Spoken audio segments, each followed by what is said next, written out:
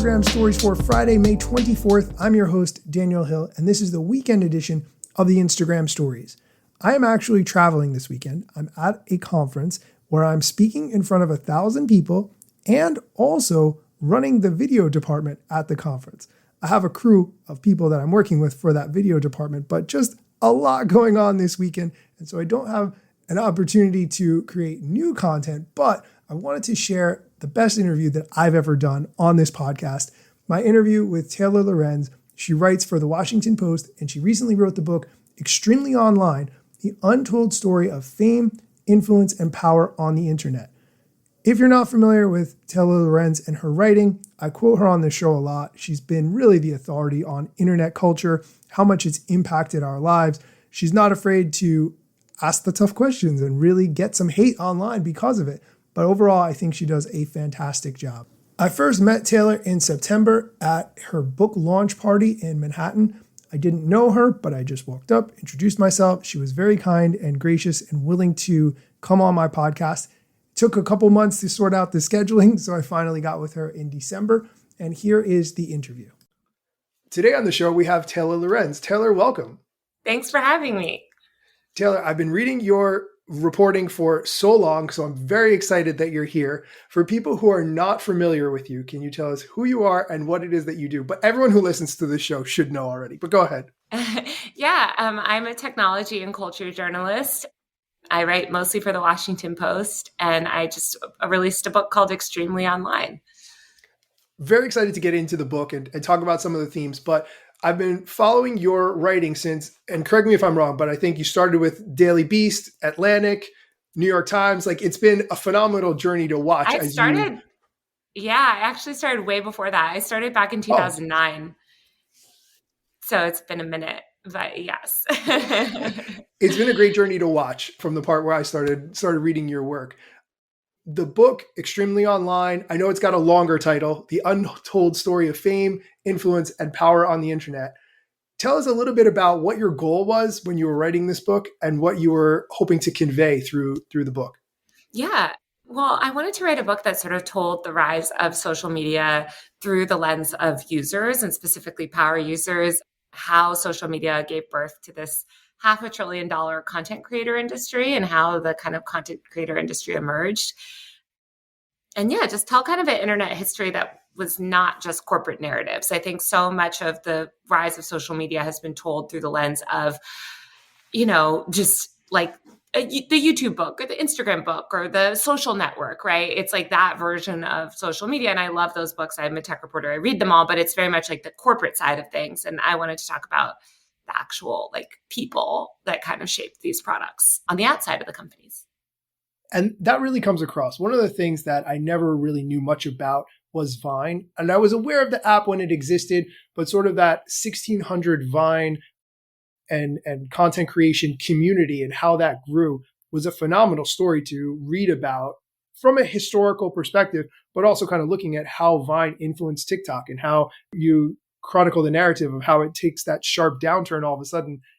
Was that the most fun part of the book to write, or what was kind of the most fun part of the book to write? Oh my God. I hate writing. So it was all very, I don't know, fun. But I loved reporting on Vine. I mean, I wanted to write a book on Vine originally years ago. That was sort of my original book idea. But then I just, again, started to think about when you look at the story of Vine, so much of Vine was shaped by the users, and kind of zooming out. I think Vine is a good sort of metaphor for a lot of the relationship between these tech founders and their content creators that use their products. Obviously, Vine was sort of extreme, and the founders had a very extreme sort of hostile relationship with those users. But it was really fun. The whole thing was fun. I loved getting to talk to people about these big moments in internet history that a lot of us have forgotten about. And there were a number of sections that I would categorize as that. Either I didn't know about them or I'd forgotten about them. And even some of the ones that I sort of never investigated much because as a man on the internet, looking at some things like you talk about mommy bloggers quite significantly as shaping the history of where we ended up today.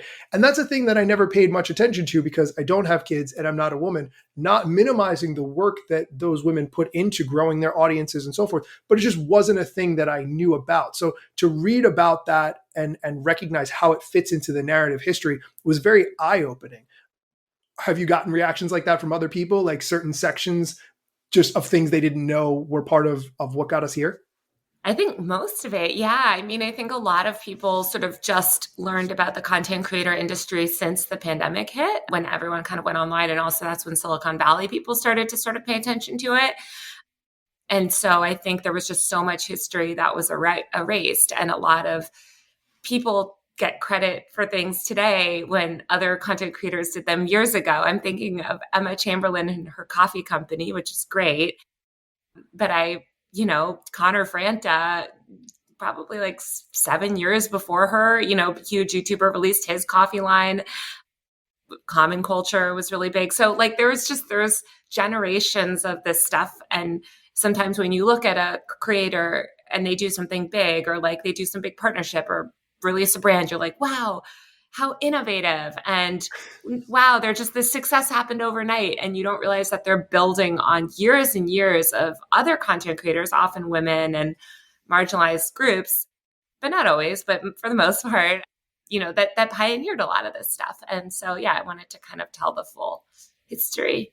Okay, we're going to take a quick break. When we come back, Taylor's going to talk about some of the history of social media, specifically around that 2016, 2017 time when Snapchat was all the rage and stories were brand new. So stick around. One part of the book that I had also forgotten about was that sort of Snapchat, DJ Khaled, 2016, 2017 era. And it took me back, like a little bit nostalgia feels. I wouldn't say I'm a DJ Khaled fan. I wouldn't say I'm on Snapchat because I'm 44. That's a whole other, but just that was a really pivotal time. And so to read about that and think about how much that was the first time I saw somebody showing me their everyday life in a way that was completely disposable, and how new and exciting that was, and realizing, hey, maybe I could do that too. And sure, not many people will care, but some people will care. I think that was a very pivotal time. And so that was fantastic to read about. Can you talk about that time a little bit? Do you mind? Oh, of course. That was a very formative time. I had a Snapchat show in 2016. So Snapchat was so transformative. And I think people forget. I think people forget that Instagram didn't always have Instagram stories. Right. And, until Snapchat launched, and until I believe Stories was launched in 2016. And even in the early days of Instagram stories, Snapchat still dominated. So Snapchat was this really robust, powerful mainstream social network for a while. And of course, Facebook came in and just kneecapped it. And I think that speaks to the duopoly that we have today of Facebook and Google, where they can basically destroy any social platform that like sort of threatens them. But yeah, it was just a transformative time, not just for people like DJ Khaled, but for so many sort of content creators. And I also talk about Snapchat and their relationship to content creators, because ultimately they also kind of like Vine, Evan Spiegel didn't like content creators. He didn't really want to work with them. Now, of course, the company has totally changed its stance. I like that you mentioned about how big companies can come in now and just create anything to wipe out any contenders that might exist. And I think that's taking the fun out of it to a large extent. And I want to kind of come back around to this, if we could add a theme to this conversation, which is how do we make online content creation fun again? Because I think it's exhausting. I think it's a hamster wheel that you get on. And once you make a podcast, everyone says, well, you're not really doing TikTok that much. You don't have a YouTube channel. And it's like, I only have so many hours in the day, and I know what I'm good at, and I know what generates revenue, right? So looking at the way we used to, every new platform was new and exciting, and how did we use it, to now where every time a new platform launches, the existing big platforms just incorporate it. How do you see that impacting the fun? And do you think that would ever change? What are your thoughts on that? I hope it changes. I think it's going to need antitrust regulation to meaningfully change, unfortunately, because these companies just have so much power. And also, let's not forget that members of Congress that make these decisions literally hold stock in Facebook and Google. So, they're probably not going to regulate those very hard. I think that, yeah, so much of what brings the fun to the web is these, I guess, like these like different platforms and different modes of expression. I think also what people are nostalgic for is a time on the internet before it was all commercialized. Like when putting yourself online was still kind of considered weird or maybe even uncool, but like there was these groups of creative people or women or just kind of like, creatives that wanted to express themselves and make something for the sake of making something because the money wasn't there. Now, as you mentioned, everything is just a rat race, and content creation is just like, yeah, like, come on, hustle, hustle, hustle, like bleed content, and Right. it's just exhausting, I think, for everyone involved. So yeah, we need more competition in social media apps, but we don't have a tech ecosystem that facilitates that. One thing I also wanted to talk to you about was sort of the negativity that I see you get for your writing and social media posts, which I don't think is warranted. I don't think it's deserved. I've seen some of the people who I thought were people I looked up to a little bit in business and in influence just treat you horribly. How do you deal with that? And I'm not trying to make this conversation very negative, but how do you either compartmentalize or just keep creating content when you have to deal with so much negativity? Yeah, it's been so funny to watch my work. As I mentioned, I started as a blogger. I've written, about the internet for, almost 15 years at this point. It really wasn't until the pandemic when the Silicon Valley people got involved and I think realized that they were very behind and didn't like that I kind of dominated this beat that they had basically ignored for years. And I was kind of, I don't know, a lot of those Silicon Valley VCs like Mark Andreessen and them just started coming for me and politicizing my work in a way where actually, if you read my articles, I don't think that the way I'm portrayed in the media is like accurate to what I actually write at Right. all. Especially if you read my book. It's funny, this Fox News guy like wanted my book, I think, to make some sort of controversy about it and then read it. And it's like, yeah, it's just business reporting. I'm not that controversial. But, I do stand up for what I believe in, and I'm a woman on the internet. So I'm going to always get a fair amount of hate. But yeah, I just don't really care about it because, I kind of I write about fandoms a lot, and so much of the internet is writing about fandoms. And I think anybody that covers pop culture these days, even I have friends that are entertainment reporters. My friend writes about the Marvel movies and, has been doxxed and swatted and just the worst of the internet. And I think more and more people are experiencing the worst of the internet, and it's horrible. I use it to try to just inform my reporting. And when I've gone through really hard times, I'm like, this gives me a level of empathy for other people that have dealt with this. I write a lot about online harassment and its effects. So, I don't take it that personally. I know who I am and I have a very strong sense of self. So people yelling about me on the internet all day doesn't really affect the way I view myself. I give you so much credit for that. And I think, like you said, you're reporting the news, you're reporting fandoms and cultural things. It's not that you have created these things. These are things that people are interested in. And now more people know that it exists. That's it. That's what you're doing as a reporter, as a journalist, right? And so attacking you seems like the wrong use of energy, but yet people continue to do it. So I think I've said enough of my opinion and why I think it's ridiculous. I feel very bad sometimes that you have to see that negativity or deal with that. But I know, again, you've taken steps, right, to minimize the reply mentions that you've protected yourself to the extent you can. Yeah. Right. My feeling is like, your profiles are your space. Like, you don't need to allow replies. Like, anybody's free to post about me on the internet. Look, I'm a huge supporter of free speech to quite an insane degree. I think as a journalist, you have to be. But yeah, I close my replies all the time because I'm like, I'm putting this out into the world. I actually don't really care what most of you have to say about it. Like, feel free to write me a letter. You can, my email address is public. You can email me, but I don't need like some random keyboard person on Twitter that hasn't even read the article, in my replies. Can we talk a little bit about the future and how you see 2024 shaping up? If you had to put money on it, do you see something that would be a trend in 2024 when it comes to online culture or an app or a tool we use? Any thoughts on that? Yeah, I think it's going to be a wild year. We're approaching an election year, which is always very hectic. Mm. And so, I think one prediction I have is that Twitter X, whatever you want to call it, is going to be. I think it's so on the decline, and it's the end. It's over. Like what it previously was is over. However, the political people are so addicted to it still that I do think it'll remain politically relevant throughout 2024 as a platform.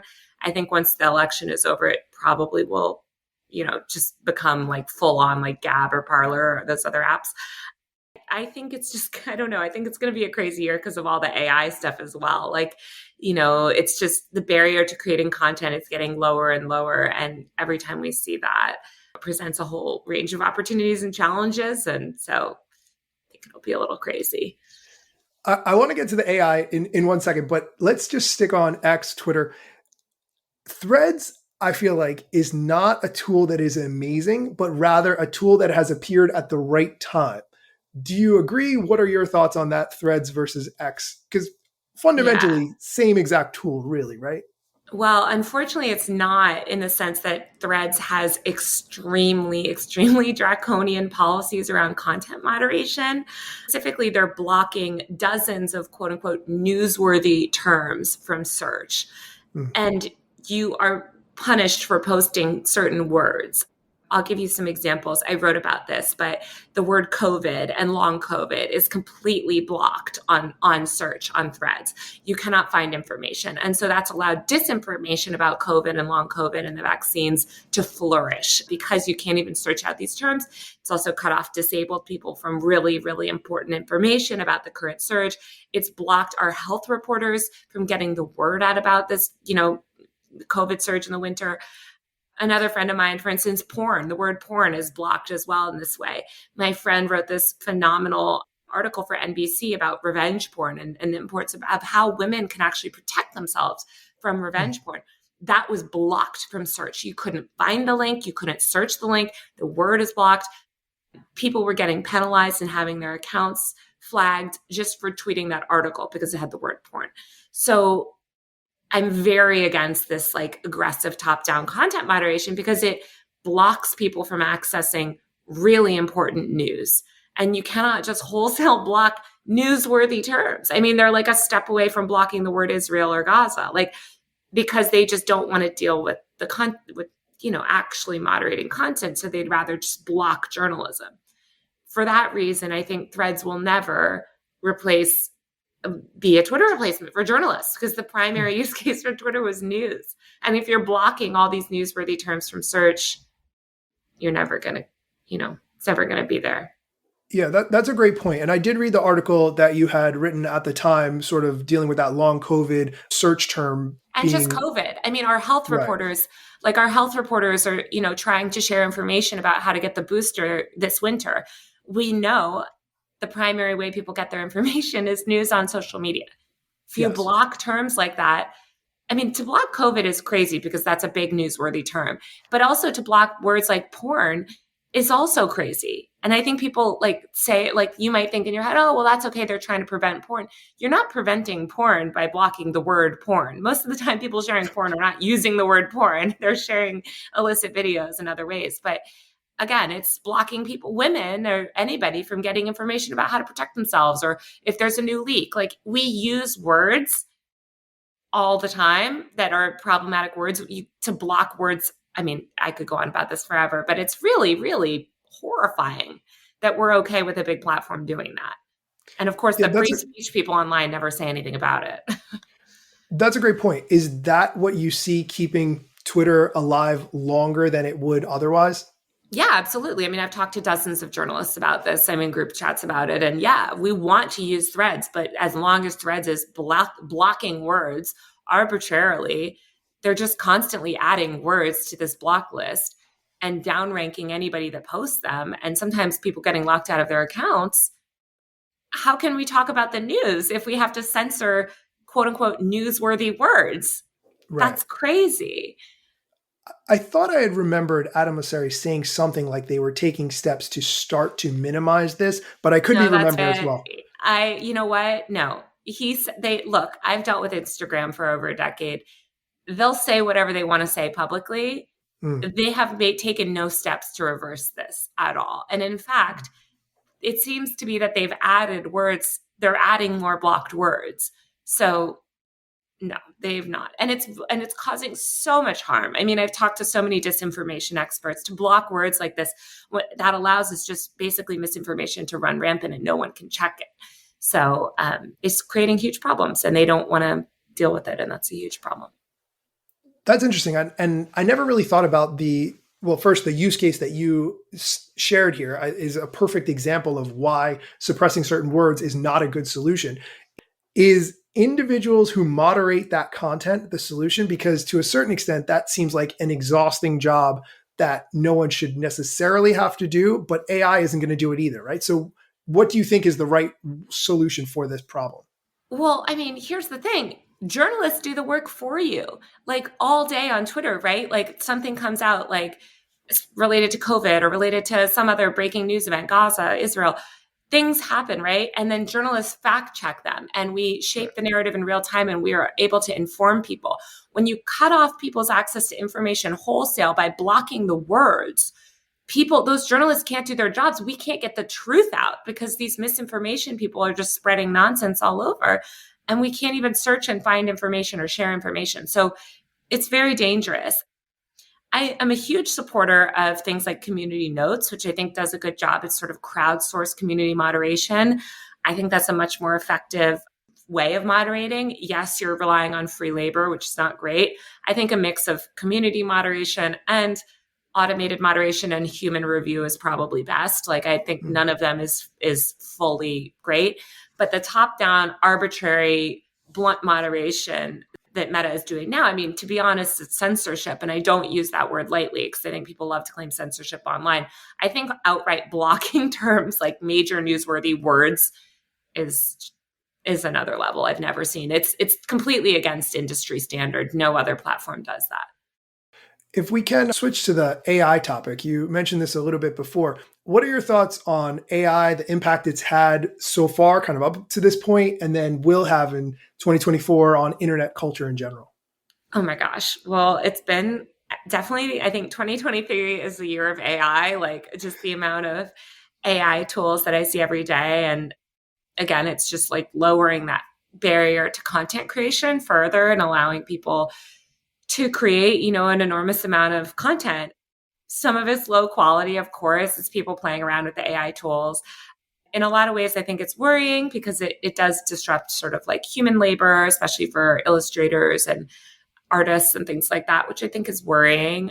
But it's also it's exciting. I mean, I love using certain AI tools and AI kind of processes to automate my workflow. I wish it was better. I've tried to get ChatGPT to help on my headlines and it does a terrible job. So I'm hoping it can get smarter and help me out. But yeah, I mean, I think it's just all about how you use it. It is a little bit worrying how some of it's being used to really kind of automate creative labor. But most people trying to do that, it's going to bite them in the end. I mean, I'm thinking of like Sports Illustrated trying to automate those articles by journalists and how bad they are now. I mean, one day they might get better, but I don't think it's going to you're always going to need some human element, I think, at least to even review the content.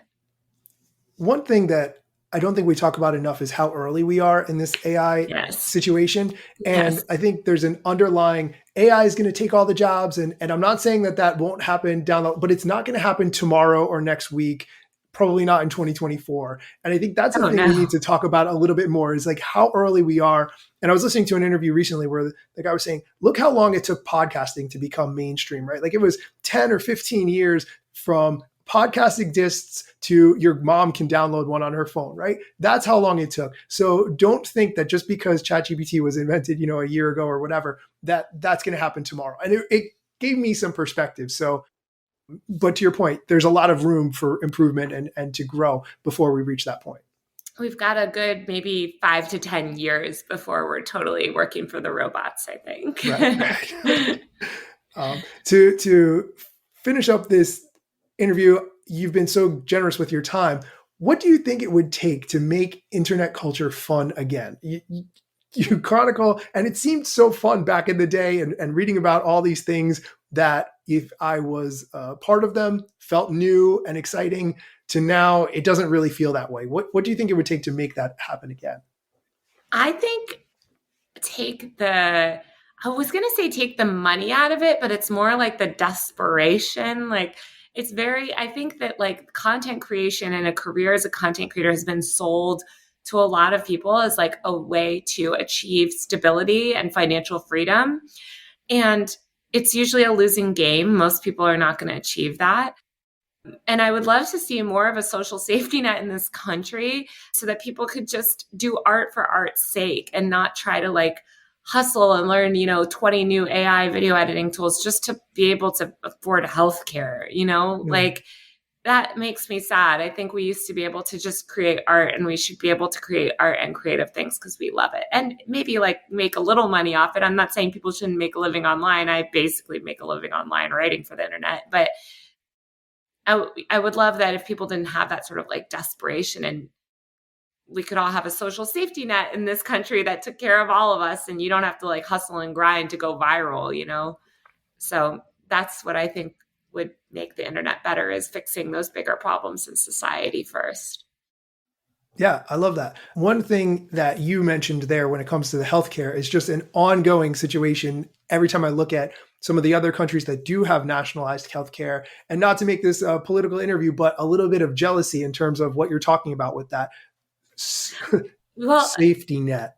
Go ahead. Yeah, I've written a lot about virality and GoFundMe and our country's reliance on GoFundMe as like, ways that people basically are able to afford healthcare. And I did this story several months ago where I went to a camp teaching kids to be YouTubers. And I interviewed, dozens of these kids at the camp age 6 to 12 where they're learning to be YouTubers. And a significant amount of them wanted money because they felt their parents were struggling. Their parents couldn't afford housing. Their parents couldn't afford, food, healthcare issues. Not all these kids were struggling like significantly, but they felt that pressure from their parents of not being able to afford basic things, and or other people. One kid said, I want to be a YouTuber because I want to build 3D houses. He saw unhoused people and he couldn't understand why they didn't have a house. And he thought if he was a YouTuber, he could help them. And so I think children observe these problems in the world and they're being told, well, you hustle on the internet, right? Like one kid is like, my mom needed money for surgery. If I had 1 million followers, they could pay for that. That's so dark that our 6-year-olds are internalizing that inequality, the systemic inequality that we have in this country. So look, I don't have a solution. I think people from all over the political spectrum have solutions for these problems, but we need to tackle these problems before we try to fix the internet. So that's my feeling. That's a really sad story. I'm glad you said that, but that's a little bit disheartening. So much pressure on such a small child that's their life plan to pay for a parent's health care. But that's the world that these kids are growing up in. They're growing up in a world where their parents are struggling, and they are being told by these tech companies, like, put yourself out there, commoditize yourself, become a content creator. This way you can achieve financial freedom. And right.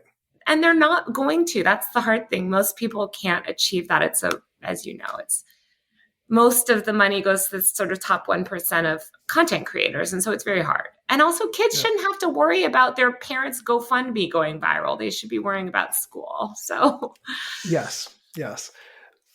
Thank you so much for your time, Taylor. I want to say that if you haven't read Taylor's book, Extremely Online, I will be giving away 10 copies. Send me a direct message at Daniel Hill Media with your address, and we will connect and make that happen. So Taylor, thank you so much for being on and being willing to come on the show and share about your book. Thank you so much. Thank you for having me. Okay, that's going to do it for today's episode. If you want a copy of Taylor's book, send me a direct message. Let's make it happen. I don't think I will be doing an episode of this show on Monday because it is a bank holiday, but we'll pick it back up on Tuesday. Be sure to come back for more social media news, strategy, good interviews with interesting people, all the things you need to know. Rap song time. Let me tell you a couple things that you should know about me. A product manager, but do not have a bachelor's degree. But actually, that's factually a fraction of me. Another fraction's posting content irregular and irrationally. Still probably won't get a job at the Gram. They forgot, they don't know, or don't care who I am. That's why you never see me at the parties and events. My lack of followers must make me irrelevant. Don't have a course, a book to sell to make a bag of grand. Not a social media marketer, don't represent any brands. Plain to see, don't have an agency, but I got a lot of spam. Just putting in the work, without the glitz and glam. Won't catch me eating fish, unless it's shrimp or clam. No six pack, no risk that, there's a gym card in my hand. Don't have a full-time job, but I got a lot of plans. Stay plotting, dropping knowledge on TikTok and Instagram. Just real quick, I want to mention too, your launch party was phenomenal and I had a great time. Thank you for putting that on. When I first walked in the room, I was like, oh, I hope I can just walk up to her and say, hey, like your writing, would love to interview on my podcast. And when I walked in, you were right there. And I said, oh, hi, I like your writing and I'd love to have you on my podcast. And you were like, great, that's the point of this whole event. Yeah. And I was so like, wow, I accomplished my 2-hour goal in 10 seconds. Like, sort of, what do I do now? And, I had a drink. I met a couple people, another lady who was there who I'd interviewed on my podcast before, who's a content creator. Right. And so just reconnected with her for a minute. And but phenomenal event. Really, really well done. Thank you. It was so fun. And I know I'm sorry, I'm delinquent with scheduling, but I'm always like, I'm so happy to be included on this. And